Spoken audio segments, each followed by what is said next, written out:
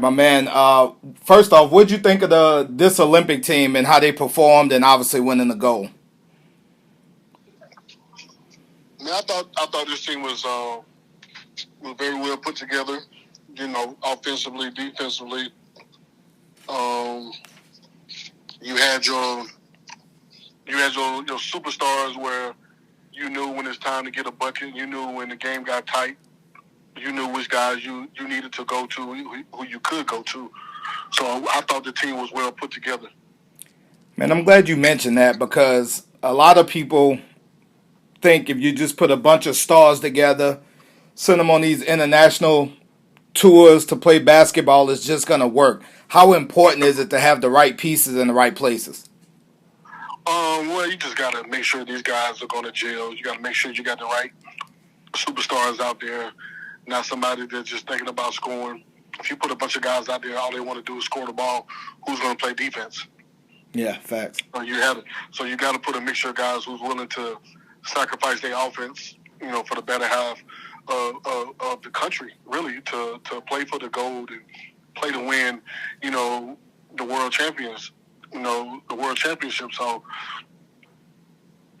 just the biggest thing is, obviously you can look at some guys that was left off, some guys that they can make an argument of being there, but I think that every guy that was there that got selected deserved to be there as well. So we all know that there's going to be a lot of people left off, but I think they did an amazing job at selecting this group.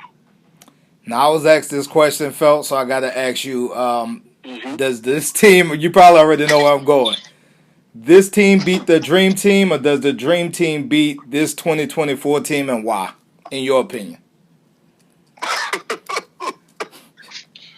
Man, the Dream Team is a Dream Team, man. I don't think a team like that could ever be assembled with that level of talent, with that type of, and don't get me wrong, I'm not disrespecting, my era and the guys that, some of these guys I played against, some of these guys I haven't. Some of these guys were just young bucks when I was about to leave out the league. Mm-hmm. So, no disrespect to none of them and nothing that they did. But it's just two different eras, man. And I just think those guys believe in defense more back then than we do now. I got you. It's all about scoring now. We scored more points than they did back then, but I think they played tougher, more gritty defense than we do now. I think anybody would say that, but we put up way more points. So, you just never know how that could go. Do you feel like because of it being a score-first league, that's why we're starting to see a little bit of a European takeover, more European guys drafted, more European guys in the league having success? Do you feel that's one of the reasons, because it's not that same gritty, kind of earn your points type system? Say that one more time. Do you feel like that's why we're seeing somewhat of a European takeover, because it's not that gritty, earn your points kind of defense? It is kind of a score-first league. Well, the thing about the game now, you still, and it always goes back to defense. Mm-hmm. You got to play defense to win games. You got to play defense to win championships. And I think European basketball is a little bit more fundamental, a little bit more sound defensively, not just all about just putting up a lot of points. But, I mean, at the same time, those guys are evolving. Those guys are very good. So a lot of them coming over to the NBA now, and a lot of those guys are winning MVPs and making a real impact into the league. So, you have to give the credit when the credit is due. They're doing an amazing job with their development over there with those kids. Those kids at 14 years old are playing against grown men and playing as pros. So, the development side of that is very big over there, just their culture and how they do things. But you have to have scores to win games. You have to put the ball in the basket. We all know that. If you can't put the ball in the basket, you can't score, you can't win. But I think the lost art of the game, and you really see it once the playoff hits, is that you got to defend. You got to play defense in order to win. No doubt, man. Felt, as a true point guard, I see this argument all the time.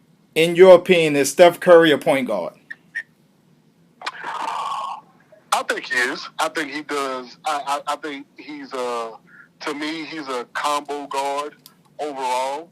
But do I think he's a point guard? Yes, because he's still a playmaker. You know, he still draws a whole lot of attention, and he makes the right pass. He makes the right plays. Now, does he hit a lot of shots? Is he your traditional point guard? No. But is he's a point guard? Yes.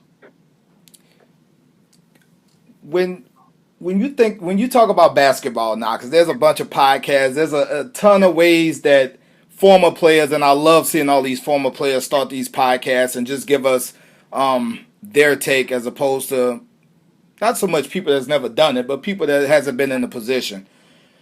What basketball hill will Raymond Felton die on? What argument, what hill will you just die on in terms of your opinion about something basketball and nobody can change it?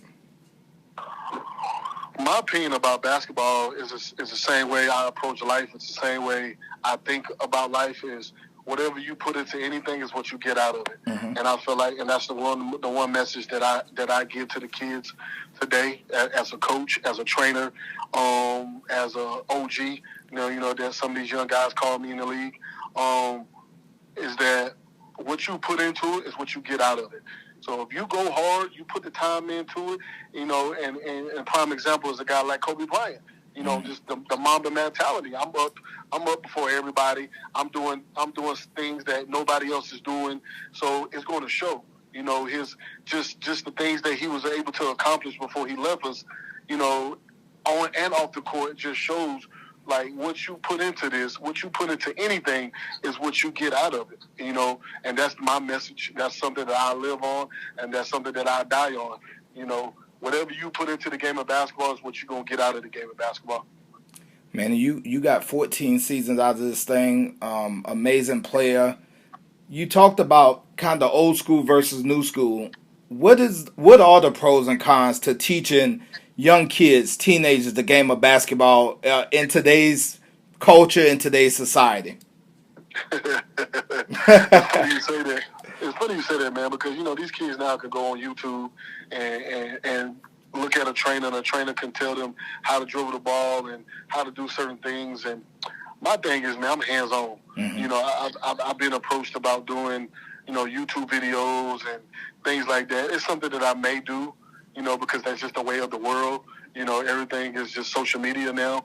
But I'm more hands-on, man. I get more out of having a kid in the gym and really showing them what to do, showing them the right technique, showing them when they're making a simple mistake. Because it can be something real simple, but if they're looking at a video of you just giving demonstrations and they're trying to follow it, sometimes you can't have that personal touch. But you have to be fundamental. You have to start with the basics. I don't care who you are. I don't care what level you are. You could be high level. You could be a kid that's just starting. You could be a kid that can barely tie his shoes. It doesn't matter what level you are. You have to start with the basics because you have to do the basics before you can get all fancy and put a little twist to the game that you want to do, as you continue to get better. So, with me as a trainer and as a coach, you have to start with the fundamentals. You have your kids that you can go out there and you can add a little sauce to it and put a little more to the skills training.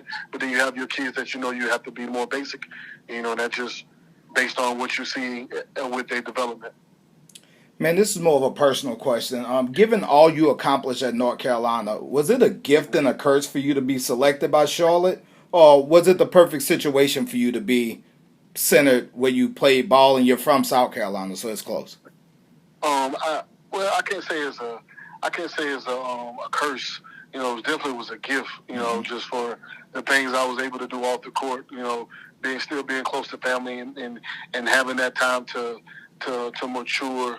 With my parents being right up the street, with my family, cousins, and just everybody that, my mentor, just everybody that I was close to that helped me grow as a player, and then just giving me that extra time to grow as a man, just not being somewhere far away from my family and just from those type of people. I think they helped me out a lot.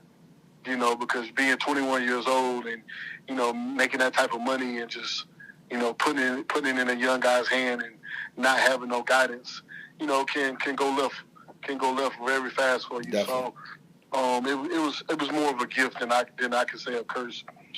Now the curse side of it is you got to deal with, all the family members, everybody, want to come to the games and want to just, be there, be around you. And it's just not enough time and not enough tickets with me because I got a big old family. So, at times that got tough, but, I just let my parents really deal with that, at an early age. Definitely, definitely.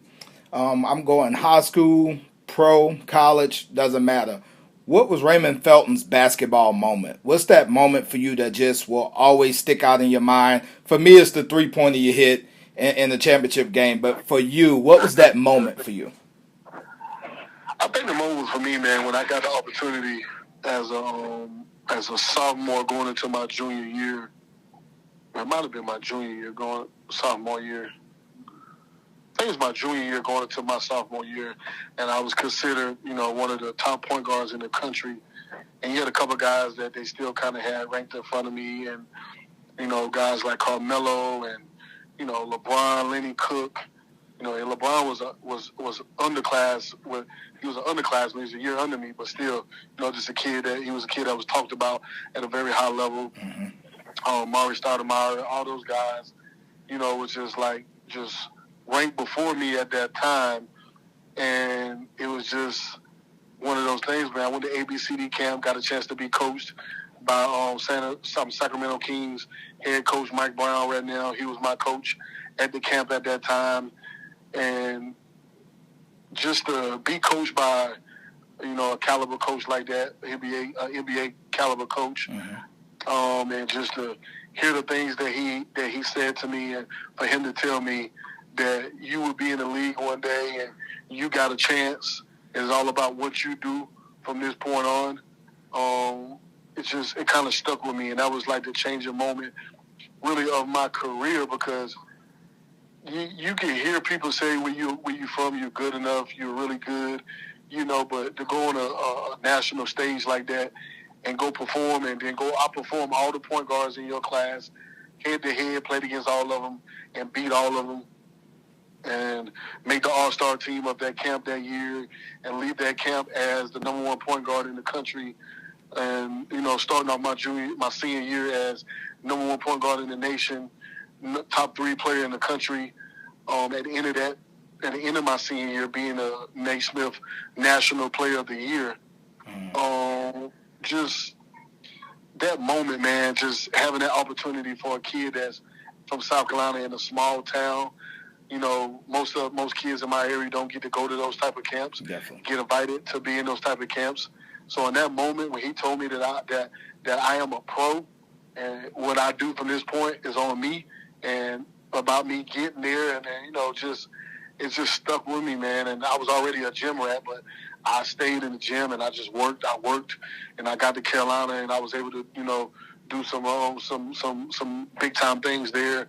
Winning the national championship, winning the Bob Cousy Point Guard of the Year award.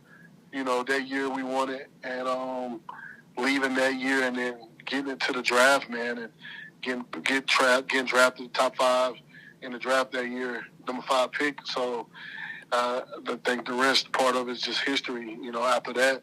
But that moment was the moment that really stuck with me. And a lot of it, I had a lot of things that stuck with me, man. Winning my first high school championship. Mm-hmm.